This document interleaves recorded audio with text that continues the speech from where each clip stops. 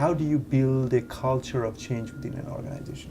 Yeah, I think change is the number one problem most organizations have. Most organizations don't like change. They are risk averse, and what I call success is a curse for organizations. When things work, that's when the organization is cursed because it becomes lazy.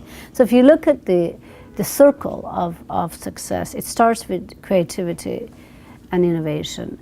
It goes into success, and then things stop. And then it's disaster because the innovation, if you look at companies that are going under or have gone under, those are the companies that have not embraced the change. So I have a three-pronged approach, I call it. I have a military approach, a political approach, and a marketing approach. The military approach is what I mentioned earlier, is people move when they're afraid.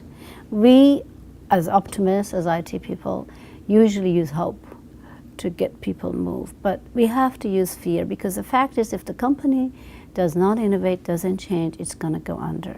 If you look at what has happened in the retail industry, travel industry, if you look at even Kodak, I mean, these are great companies that are just going under because the CIO never stood up and said, look guys, either you move or you are going to die.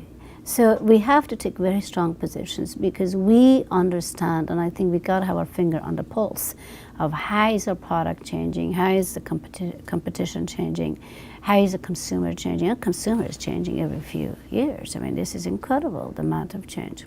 But the second one is political campaign. We as technologists play the monopoly on the board. The game is played off the board when you negotiate, I give my utility, I sell my utility to you, you sell me your hotel. That's off the board. We play on the board, and that's our problem. So if you want the organization to change, you have to play off the board. You have to understand who are your influencers. You have to get them on, and you have to get them to be supportive. You also have to understand power and politics. Most of us think power is bad. The fact is, if you're CIO, somebody gave you the power to do your job. And if you don't use it, then you're not doing your job. We think politics are consistent across organization. Goals are consistent, so vision is centralized. And are false. And when it comes to power, we play only in expert power.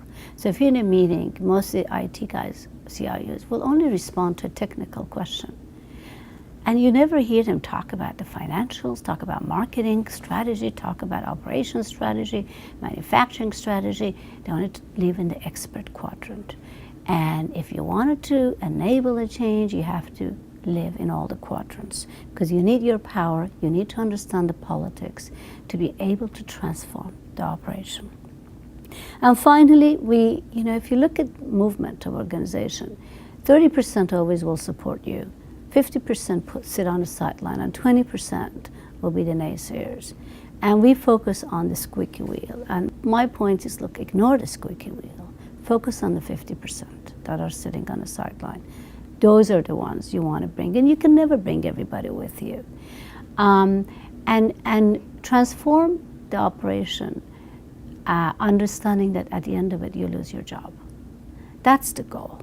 Because if you haven't lost your job at the end of it, you haven't done your job.